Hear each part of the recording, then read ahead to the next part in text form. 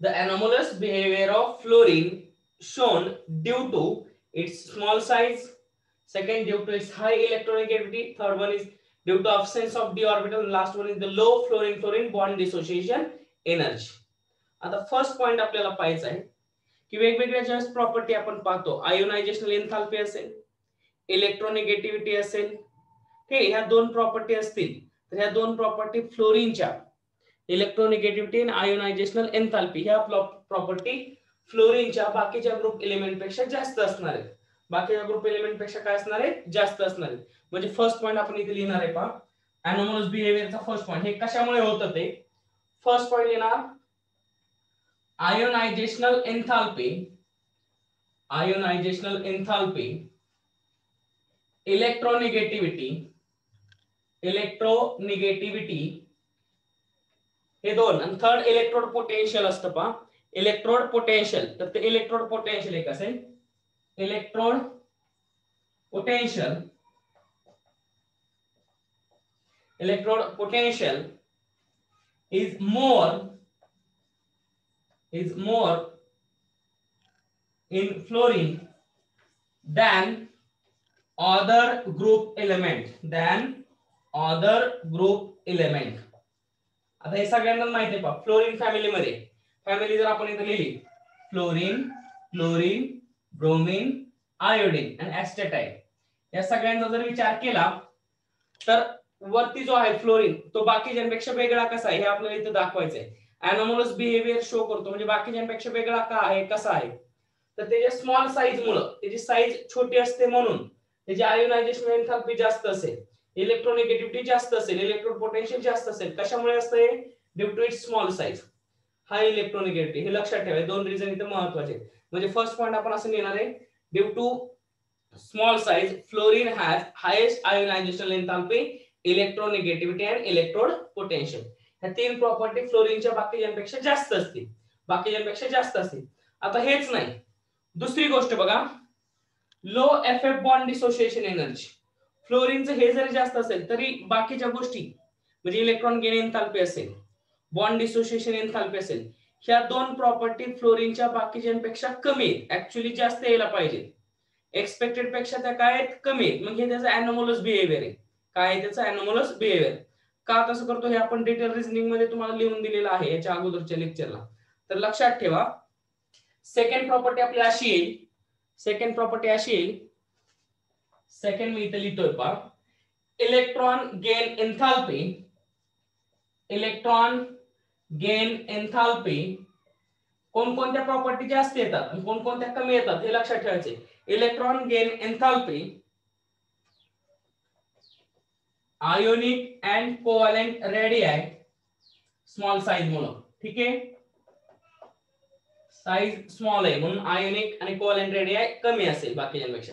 Ionic and covalent radii melting point and boiling point bond dissociation energy कमी आहे म्हणून melting point and boiling point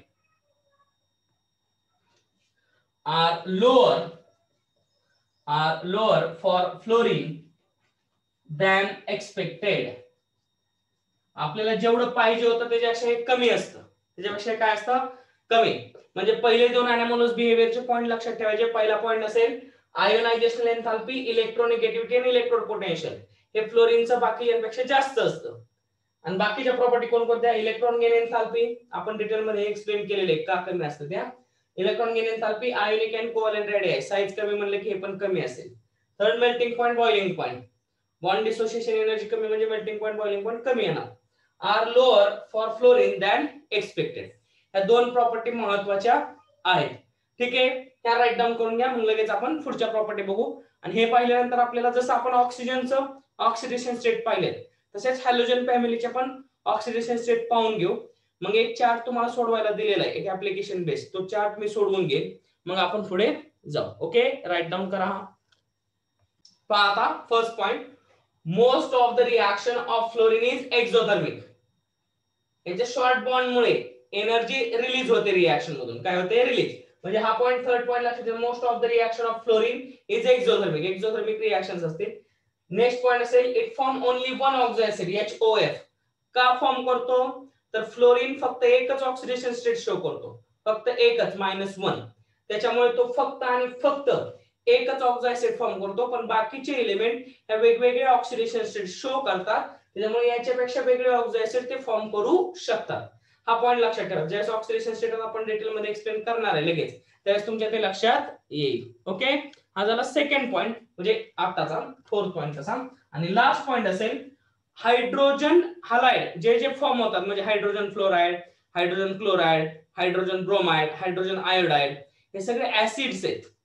याच्यामध्ये hydrogen fluoride जो असतो HF, hydrogen fluoride, हे तर आता कालच रिझन सांगितलं. Hydrogen fluoride present in liquid state, it form in liquid state. Hydrogen fluoride in liquid state, but other group element, the other group hydrogen halide, other group hydrogen halides are in gaseous form or gaseous state. का असं होतं काल आपण explain केलेलं आहे. Next point काय बघा, hydrogen fluoride जो HF तो लिक्विड स्टेट मध्ये प्रेझेंट असेल, पण बाकीचे जे असतील HCl, HI, HBr हे सगळे गॅसियस स्टेट मध्ये प्रेझेंट असतील. हे असण्याचं रिझन काय कोणाला सांगता येईल का?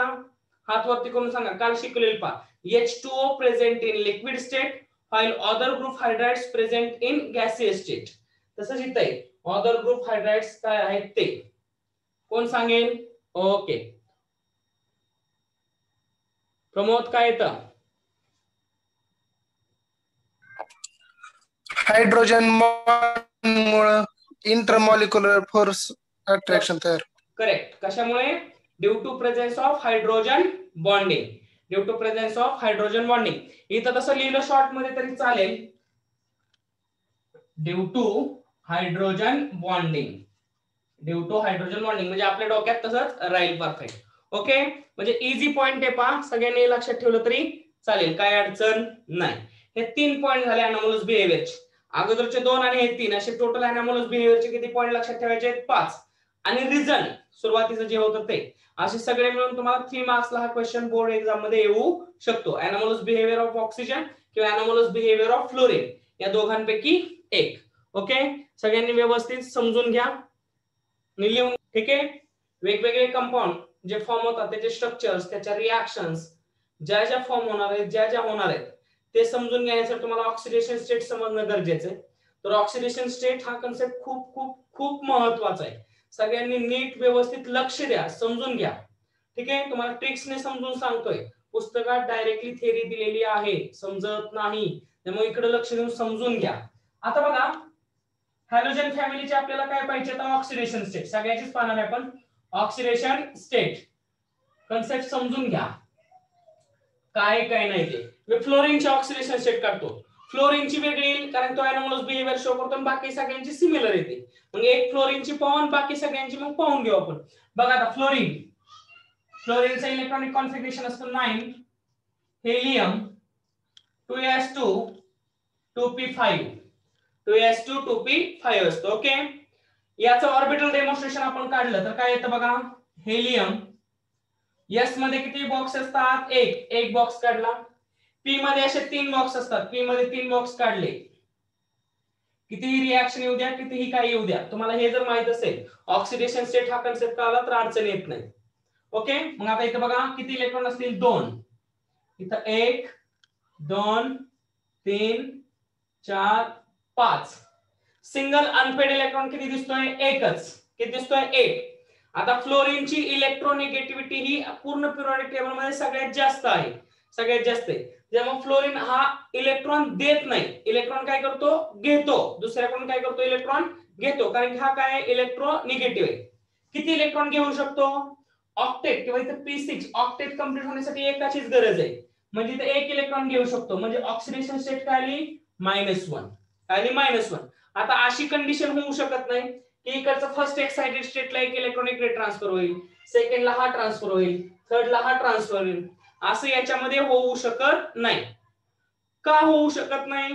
कारण की फ्लोरीन मध्ये 2p नंतर 2d ऑर्बिटल येत नाही. इथं डी ऑर्बिटल अब्सेंट असतं. डी ऑर्बिटल काय असतं? अब्सेंट. म्हणून फ्लोरीन हा फक्त आणि फक्त एकच ऑक्सिडेशन स्टेट शो करतो -1. +1 पण करत नाही. +1 का करत नाही? कारण की फ्लोरीन हा इलेक्ट्रोनिगेटिव्ह आहे. तो दुसऱ्याकडून इलेक्ट्रॉन घेतो, कोणालाच इलेक्ट्रॉन देऊ शकत नाही due to it's high electronegativity. म्हणून तो किती घेऊ शकतो? एकच, म्हणून -1. फ्लोरीनचा विषय संपला. फ्लोरीन फक्त आणि फक्त -1च ऑक्सिडेशन स्टेट शो करतो. पुढच्या एलिमेंट कडे आपण गेलो. बाकीचे सगळे फ्लोरीन सोडून बाकीचे सगळे, समजा Cl आपण कन्सिडर केला एक्झाम्पल म्हणून, बाकी सगळ्यांचं सिमिलर असतं. Cl सारखंच बाकी सगळ्यांचे ऑक्सिडेशन स्टेट असते. ठीक आहे, मी इथे X लिहितो वाटलं सर मी X किंवा Cl म्हणलं की तुम्हाला समजेल थोडंसं. लक्ष द्या. Cl चं इलेक्ट्रॉनिक कॉन्फिगरेशन असतं neon 3s2 3p5 3d present असतो. 0 का असेना पण प्रेझेंट असतो. 3s 3p नंतर कोणता येतो? 3d ऑर्बिटल येतो, प्रेझेंट असतो. ऑर्बिटल डेमॉन्स्ट्रेशन काढलं आपण. निऑन s मध्ये किती बॉक्स असतो? 1. p मध्ये किती बॉक्स असतात? 3. d मध्ये किती बॉक्स असतात? असे 5. 1 2 3 4 5. ओके, इलेक्ट्रॉन फिलअप केले. s मध्ये किती असणार आहे? 2. इथं 5. किती असणार आहेत? 5. ओके, आता काय होतं बघा, ही ग्राउंड स्टेट झाली. क्लोरीनची काय आहे? ग्राउंड स्टेट आहे. या कंडिशनला जर क्लोरीन, आपण फ्लोरीन बरोबर रिएक्ट केला, फ्लोरीन बरोबर, फ्लोरीन इलेक्ट्रोनिगेटिव्ह, इलेक्ट्रॉन घेईल, तर क्लोरीन या कंडिशनला इलेक्ट्रॉन डोनेट करेल. एकच सिंगल इलेक्ट्रॉन आहे, एकच इलेक्ट्रॉन आहे. मग हा क्लोरीन इलेक्ट्रॉन डोनेट करेल कोणाला? फ्लोरीन जर याच्या बरोबर रिएक्ट केला तर क्लोरीन इलेक्ट्रॉन डोनेट करतो. डोनेट केलं की चार्ज येतो +1. कोणता येईल? +1 ग्राउंड स्टेटला. दुसरी एक कंडिशन आहे, क्लोरीन फ्लोरीन सोडून बाकी कोणाबरोबर जर रिएक्ट झाला, फ्लोरीन सोडून बाकी कोणाबरोबर जर रिएक्ट झाला, तर त्याची ऑक्सिडेशन स्टेट किती येणार आहे? -1. तो दुसऱ्याकडून इलेक्ट्रॉन घेणार आहे. एक इलेक्ट्रॉन काय करणार? घेणार. त्याची किती येणार? -1. किती येणार? -1 ही सगळ्यांमध्ये कॉमनच असणार आहे. पण इथं अजून एक कोणती आली? +1 आली. कोणती आली? +1. आता ही झाली ग्राउंड स्टेट. फर्स्ट एक्साइटेड स्टेटला बघूया आपण. फर्स्ट एक्साइटेड स्टेट म्हणजे एक इलेक्ट्रॉन इथून इथे ट्रान्सफर होतो. इथे तसं होऊ शकत नाही कारण की डी ऑर्बिटल अब्सेंट आहे. इथे डी ऑर्बिटल प्रेझेंट आहे, म्हणून 1 electron from p orbital is transfer into the d orbital due to presence of d orbital. Okay, इथून एक इलेक्ट्रॉन इथे ट्रान्सफर झाला तर कसं येतं पहा diagram. First excited state, first excited state, first excited state मध्ये एक इलेक्ट्रॉन ट्रान्सफर होईल. इथं 1 2 इलेक्ट्रॉन, p मध्ये बघा 1, इथं 2 अनपेड राहतील,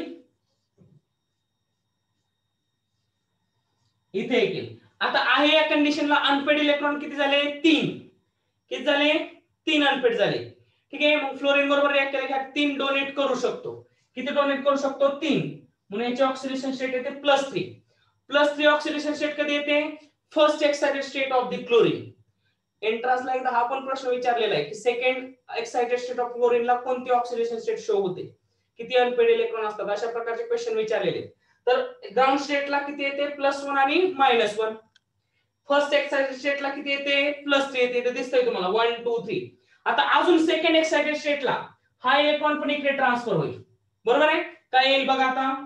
second excited state of chlorine neon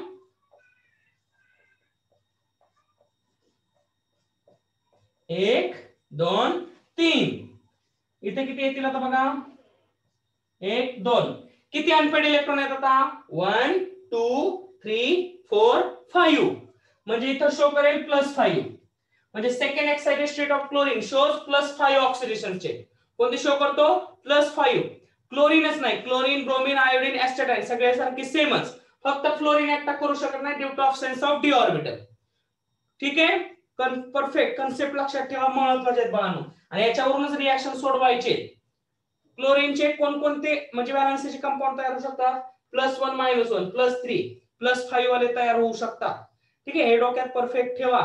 अजून होणार आहे, अजून अनपेड इलेक्ट्रॉन हा अजून इकडे जाऊ शकतो, जागा भरपूर आहे आपल्याकडे. Third excited state, third excited state of chlorine neon. इथं आता सिंगल राहील,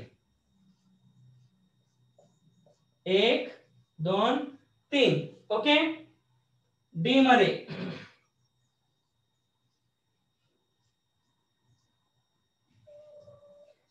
किती इलेक्ट्रॉन जातील आता 3. 1 2 3. आता अनपेड इलेक्ट्रॉन काउंट करा. 1 2 3 4 5 6 7. It shows +7 oxidation state. It shows +7 oxidation state. म्हणजे फ्लोरीन हा फक्त कोणती ऑक्सिडेशन स्टेट दाखवतो? -1. कोणती दाखवतो? -1. पण बाकीचे ग्रुप इलेमेंट म्हणजे हा क्लोरीन जर फ्लोरीन बरोबर रिएक्ट केला +3 +5 +7 हे सगळे ऑक्सिडेशन स्टेट दाखवू शकतो. ब्रोमीन दाखवू शकतो, आयोडीन दाखवू शकतो. ठीक, तर नीट लक्षात ठेवा फ्लोरीन सोडून बाकीचे सगळे हे फक्त एक्झाम्पल म्हणून मी क्लोरीन घेतले. असंच ब्रोमीनचं असेल, असंच आयोडीनचं असेल. तुम्हाला ऑक्सिडेशन स्टेट लक्षात ठेवायचे. मग मी इथं ऑक्सिडेशन स्टेट लिहितो सगळ्यांच्या. आता आपण याच्यावरून काढलेले हे एक्सप्लेन केलं डिटेल मध्ये. Fluorine shows only one oxidation state, that is the -1. -1 show करेल. क्लोरीन, ब्रोमीन, आयोडीन ऍस्टेटाईन सहसा आपण पाहत नाही. It shows -1 +1 +3 +5 +7. These all oxidation state. Other group halide shows all these oxidation state. It's due to presence of d orbital, and it shows only one oxidation state due to absence of d orbital. d orbital present असणं आणि absent असणं याच्यामुळे हा सगळा फरक दिसतोय तुम्हाला. Concept समजून घ्या, व्यवस्थित डायग्राम काढा. आता हे जरा हॅलोजन फॅमिली बद्दल आपल्याला असंच नोबल फॅमिलीचं पाहायचंय, म्हणजे लास्ट जो आहे त्याचं पण पाहायचं आहे. ठीक आहे, राईट डाऊन. देन लास्ट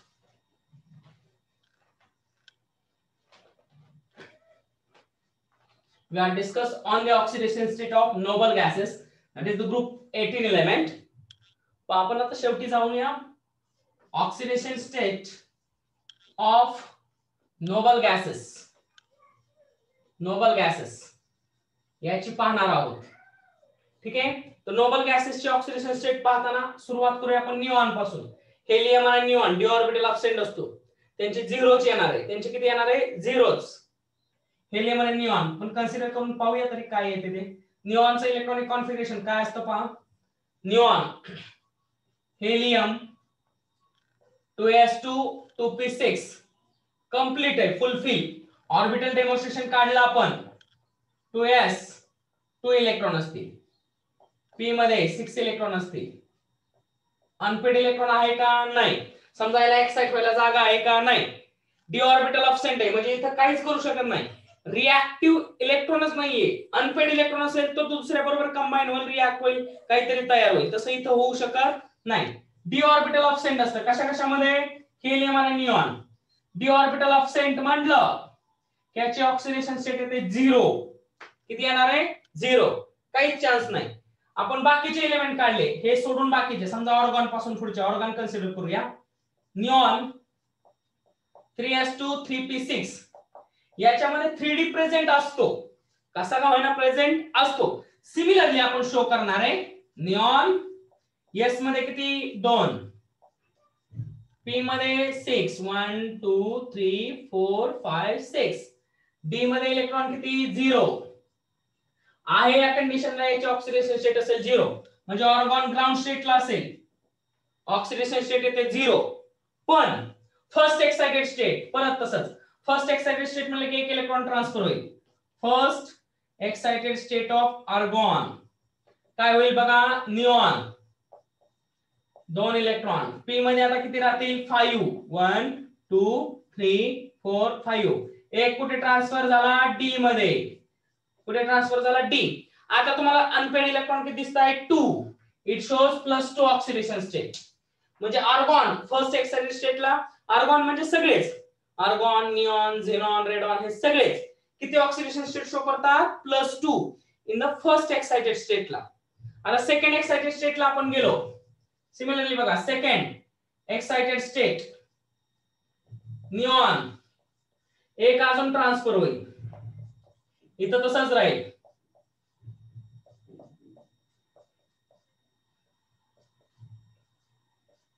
दोन जातील 1 2.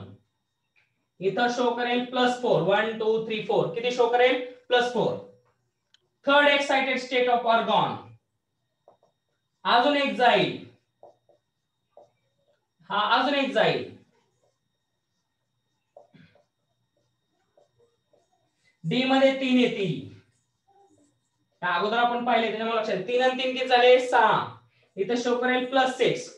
अजून एक इलेक्ट्रॉन ट्रान्सफर होईल. That is the fourth excited state of argon. Neon हा पण ट्रान्सफर होईल. आता ही चौथी डायग्राम तुम्हाला काढता येईल. ठीक आहे, जागा नाही मी काढत नाही, तुम्ही काढू शकता. तिथं किती शो करेल +8.